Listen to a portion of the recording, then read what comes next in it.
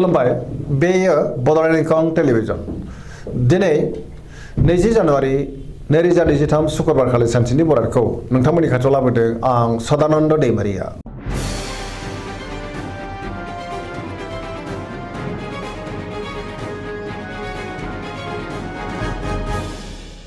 सिगां फरायनो लादों मेष राशि गिबि हांखो अ ल दिनैनि साना जोबोर मोजां गोथों आरो गोग्गो साननो रोंगोन गियाननि आंखाल जानाय नङा सोरजोंबा बाख्नाय जानोबो हागौ बयजोंबो अनजागोन आरो अनसायजागोन गुबुननि थाखाय गोबां मोजां खामानि मावनानै होनोबो हागोन न'खराव अनलायनाय फैगोन बिमा बिफानि अननायफोरखौबो मोननो हागौ गोसोनि साननायफ्रा जाफुंसारगोन मावनो लानाय खामानिखौबो थि समावनो आरो गोरलैयैनो मावफुंनो हागोन गोसोआ दिनै जोबोर खुसि जागोन देहाया मोजाङै थागोन अब्लाबो नाथाय जानाय लोंनायाव सांग्रां जानांगोन सोरबा लोगोनिफ्राय मोजां खौरांबो मोननो हागौ रांखावरियाव दिनै जोबोर मोजां गोबां धोन आरजिनोबो हागोन बेफार फालांगियावबो दिनै जोबोर मोजां मुलाम्फा मोननो हागोन सोरबा लोगोनिफ्राय हेफाजाबखौ मोनगोन बिसि फिसायनि गेजेराव अनलायनाय फैगोन बिमा बिफानि अननायफोरखौबो दिनै मोननो हागोन बहाबा दावबायोब्ला दिनै जोबोर मोजां आरो मोजाङैनो हान्थिनोबो हागोन गोबां मुंदांखा सुबुंजों लोगो मोनज्लायनोबो हागौ गोसोनि बोलोआ बांगोन लाइमोनफोरा दिनै जोबोर रमान्टिक जागोन आरो गावबा गावनि गोसोनि साननायखौ फोरमायलायनोबो हागोन फरायसाफोरा दिनै फरायनायाव गोसो दुंखांगोन आरो मोजां फिथाइ मोनगोन पजिटिभ एनार्जिनि गोहोमबो गोग्लैनो हागौ वृष राशि गिबि हांखो इ उ ब दिनैनि साना मोजां आरो गाज्रिनि गेजेरजों बाबेनलांगोन गोसोखौ दिनै जोबोर गुलाय गुजाय मोननो हागौ सिगांनि बयबो आद्रा खामानिखौ मावफुंनो थांनायाव गोबां गोरोन्थिबो जालांनो हागौ गोसोनि बोलोआ लोरबां जागोन मावनो हानाय खामानिखौ मावफुंनो गोब्राब जागोन समाजाव नाथाय मान मोननो हागोन रांखावरियाव मोजां अब्लाबो नाथाय खरसायाबो बांगोन बेफार फालांगियाव मोजां होनजायो न'खराव बिसि फिसायनि गेजेराव एना एनिबो फैनो हागौ गोसोनि साननायफ्रा गोरोबलायाबो जानो हागौ देहाया दिनै बारा मोजां थानाय नङा गोबां रोखोमनि देहायारि जेंनाजों मोगा मोगि जानांनोबो हागौ जानाय लोंनायाव सांग्रां जानांगोन गुबुननिफ्राय हेफाजाब लानांगोन सोरबा लोगोनिफ्राय अनसायनाय मोननो हागौ गोसोनि साननायफ्रा देबोर नांनो हागौ बहाबा हान्थिब्ला दिनै मोजां आरो मोजाङैनो हान्थिनोबो हागोन अब्लाबो नाथाय नेगेटिभ एनार्जिनि गोहोमबो गोग्लैनो हागौ सांग्रां जानाया गाहाम मिथुन राशि गिबि हांखो क स दिनैनि साना जोबोर मोजां गोसोखौ दिनै जोबोर गोजोननाय मोनगोन मावनो लानाय खामानिखौ थि समावनो आरो गोरलैयैनो मावफुंनोबो हागोन माबा मोनसे मोजां खौरां फैनोबो हागौ गोबां मोजां खाबुबो दिनै मोननो हागौ सोरजोंबा बाख्नाय जागोन गोसोआव दिनै गोथों आरो गोग्गो साननाय फैगोन गियाननि आंखाल जानाय नङा गोसोनि साननायफ्रा जाफुंनो हागौ गोग्गो आरो गोथों साननो रोंगोन देहाया मोजाङैनो थागोन रांखावरियाव मोजां बेफार फालांगियावबो दिनै जोबोर मोजां मुलाम्फा मोनगोन न'खरावबो बिसि फिसायनि गेजेराव अननानै फैगोन गोसोनि बोलोआ दिनै बांनो हागौ मावनो लानाय खामानिखौ थि समावनो आरो गोरलैयैनो मावफुंनो हानानै गोसोआ जोबोर खुसि जागोन सोरजोंबा बाख्नाय जानानै दिनै गोसोखौ बांसिन गोजोननाय मोनगोन लाइमोनफोरा जोबोर रमान्टिक जागोन आरो गावबा गावनि गोसोनि साननायखौ फोरमायलायनोबो हागोन पजिटिभ एनार्जिनि गोहोमबो गोग्लैनो हागौ कर्कट राशि गिबि हांखो ड ह दिनैनि साना मोजां आरो गाज्रिनि गेजेरजों बाबेनलांगोन सोरबा लोगोनिफ्राय हरखाबै गाज्रि खौरांबो फैनो हागौ गोजोननि आंखालबो जानो हागौ समाजाव लोगो लेवा बांगोन गुबुननि थाखाय नाङा फाङा जेंनायाव गोग्लैनांनोबो हागौ सांग्रां जानाया गाहाम गोसोनि साननायफ्रा देबर नांगोन गोसोआव दिनै नेगेटिभ साननायबो फैनो हागौ मावनो लानाय खामानिखौ मावफुंनो हागोन अब्लाबो नाथाय माबा नङा माबा मोनसे गोरोन्थिबो जालांनो हागौ रांखावरियाव मोजां बेफार फालांगियावबो मोजां होनजायो आयाबो दिनै बांनो हागौ न'खराव बिसि फिसायनि गेजेराव अननानै फैगोन देहाया दिनै मोजाङैनो थागोन अब्लाबो नाथाय जानाय लोंनायाव सांग्रां जानांगोन गुबुननिफ्राय हेफाजाब मोननोबो हागौ फरायसाफ्रा दिनै फरायनायाव गोसो दुंखांगोन आरो मोजां फिथाइ मोनगोन अब्लाबो नाथाय लाइमोनफ्रा जोबोर आला खालाबो जानो हागौ सांग्रां जानाया गाहाम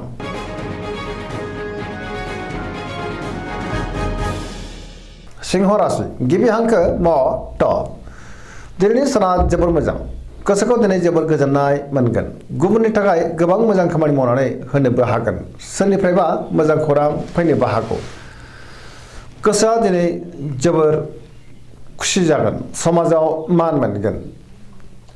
गोबां मुंदांखा सुबुंजों दिनै लोगो मोनज्लायनोबो हागौ गोथों आरो गोग्गो साननो रोंगोन गियाननि आंखाल जानाय नङा सोरबा लोगोनिफ्राय हेफाजाबखौ मोननो हागौ बहाबा दावबायनो एबा हान्थिनो खाबु मोनगोन आरो मोजाङैनो हान्थिनोबो हागोन रांखावरियाव दिनै जोबोर मोजां होनजायो आयाबो बांगोन बेफार फालांगियाव दिनै जोबोर मोजां मुलाम्फा मोनगोन गोसोनि साननायखौ दिनै गुबुननो फोरमायनोबो हागोन न'खरावबो अननानै फैगोन बिमा बिफानिफ्राय अननाय आरो बोरखौ दिनै मोननो हागौ गुबुननि गोसोखौ बोनो हागोन देहाया मोजाङै थागोन पजिटिभ एनार्जिनि गोहोमबो गोग्लैनो हागौ लाइमोनफ्रा धोरोमारि बिथिङाव दिनै गोसो दुंखांनोबो हागौ कन्या राशि गिबि हांखो प ट दिनैनि साना जोबोर मोजां गोसोखौ दिनै जोबोर गोजोननाय मोनगोन गुबुननि थाखाय गोबां मोजां खामानि मावनानै होनोबो हागोन माबा मोनसे मोजां खौरां फैनोबो हागौ सोरबा लोगोनिफ्राय हेफाजाबबो मोनगोन गोसोनि लुबैनायखौ दिनै मोननोबो हागौ गोसोनि साननायफ्रा जाफुंगोन पजिटिभ साननो रोंगोन आरो गियाननि आंखाल जानाय नङा गोथों आरो गोग्गो साननो हागोन रांखावरियाव मोजां होनजायो अब्लाबो नाथाय खरसायाबो बांगोन बेफार फालांगियाव दिनै जोबोर मोजां मुलाम्फा मोनगोन देहाया मोजाङै थागोन गोबां मुंदांखा सुबुंजों दिनै लोगो मोनज्लायनोबो हागौ न'खरावबो अननानै फैगोन गोबां खामानियाव दिनै मुखुबबो थागोन सोरजोंबा बाख्नायजानो हागौ गोसोखौ दिनै जोबोर गोजोननाय मोनगोन पजिटिभ एनार्जिनि गोहोम गोग्लैनो हागौ गुबुननि थाखाय गोबां मोजां खामानि मावनानै होनो हागोन आरो सोरजोंबा बाख्नायजानानै गोसोआ दिनै जोबोर खुसि जागोन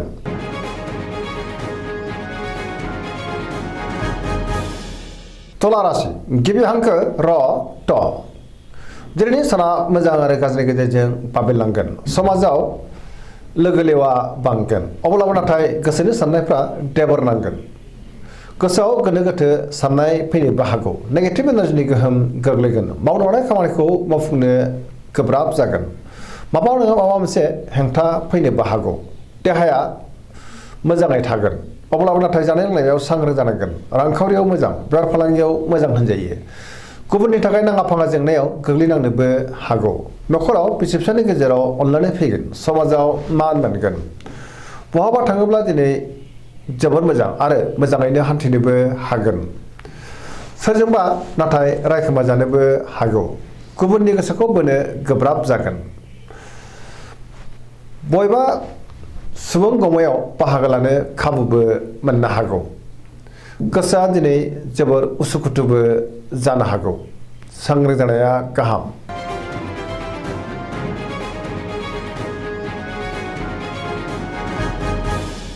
वृश्चिक राशि गिबि हांखो न स दिनैनि साना जोबोर मोजां गोसोखौ दिनै जोबोर गोजोननाय मोनगोन सोरबा लोगोनिफ्राय मोजां खौरां फैनोबो हागौ गोसोआव दिनै पजिटिभ साननाय फैगोन सोरजोंबा बाख्नाय जानानै गोसोआ दिनै जोबोर खुसि जागोन समाजाव बयजोंबो अनसायजागोन सोरबा गोजाम लोगोजों बहाबा लोगो मोनज्लायनोबो हागौ गोसोआव गोग्गो आरो गोथों साननाय फैगोन गियाननि आंखाल जानाय नङा मावनो हानाय खामानिखौ थि समावनो आरो गोरलैयैनो मावफुंनोबो हागोन गुबुननिफ्राय थोजासे हेफाजाबबो मोननो हागौ गोसोनि साननायफोरा दिनै मोगथाङाव जाफुंगोन गोसोनि बोलोआबो बांगोन समाजाव बयजोंबो अनसायजागोन रांखावरियाव जोबोर मोजां होनजायो बेफार फालांगियावबो दिनै जोबोर मोजां अब्लाबो नाथाय सांग्रां जानांगोन सोरबाया खहा खालामनोबो नाजागोन देहाया मोजाङै थागोन गुबुननिफ्राय हेफाजाबबो मोननो हागौ फरायसाफ्रा दिनै फरायनायाव गोसो दुंखांगोन आरो मोजां फिथाइ मोननोबो हागोन लाइमोनफ्रा जोबोर रमान्टिक जागोन आरो गावबा गावनि गोसोनि साननायखौ फोरमायलायनोबो हागोन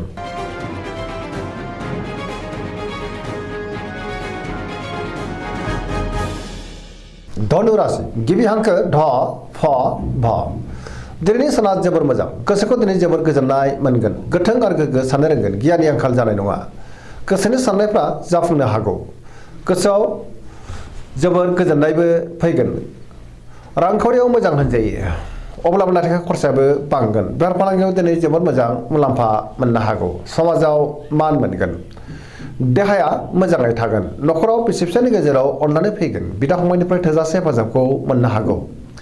बहाबा थाङोब्ला दिनै जोबोर मोजां आरो मोजाङैनो हान्थिनोबो हागोन सेंग्रा सिख्लाफोरनि गोसोआ दिनै जोबोर रमान्टिक जागोन आरो गावबा गावनि गोसोनि साननायखौ फोरमायलायनोबो हागोन पजिटिभ एनार्जिनि गोहोमबो गोग्लैनो हागौ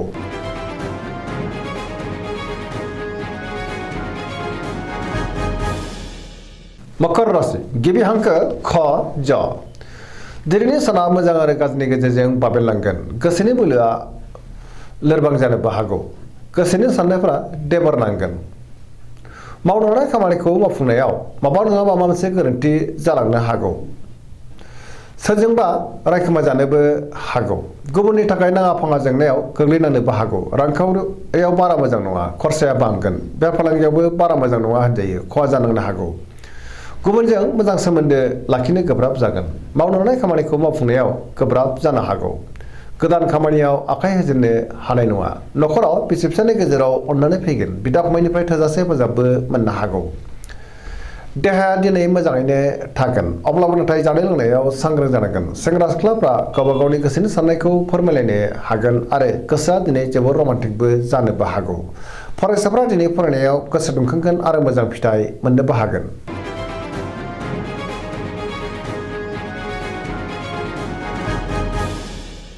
कुम्भ राशि गिबि हांखो ग स दिनैनि साना जोबोर मोजां गोसोखौ दिनै जोबोर गोजोननाय मोनगोन गुबुननि थाखाय गोबां मोजां खामानि मावनानै होनोबो हागोन सोरजोंबा बाख्नाय जागोन गोबां मुंदांखा सुबुंजों दिनै लोगो मोनज्लायनोबो हागौ गोसोआव पजिटिभ साननाय फैगोन गोथों आरो साननो रोंगोन गियाननि आंखाल जानाय नङा मावनो हानाय खामानिखौ थि समावनो आरो गोरलैयैनो मावफुंनोबो हागोन समाजावबो दिनै मान मोननो हागोन रांखावरियाव मोजां अब्लाबो नाथाय खरसायाबो बांगोन बेफार फालांगियाव दिनै जोबोर मोजां मुलाम्फा मोननो हागौ देहाया मोजाङै थागोन नखरावबो अनलायनाय फैनो हागौ गुबुननिफ्राय थोजासे हेफाजाब मोनगोन लाइमोनफ्रा जोबोर रमान्टिक जागोन आरो गावबा गावनि गोसोनि साननायखौ फोरमायलायनोबो हागोन पजिटिभ एनार्जिनि गोहोम गोग्लैनोबो हागौ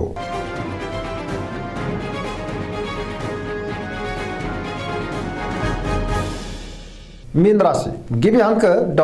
स दिनैनि साना मोजां आरो गाज्रिनि गेजेरजों बाबेनलांगोन बयजोंबो गोरोबनो गोब्राब जानो हागौ गोसोखौ दिनै जोबोर उसुखुथु मोननोबो हागौ सिगांनि बबेबा जेंनाया दिनै फैफिननोबो हागौ गोसोखौ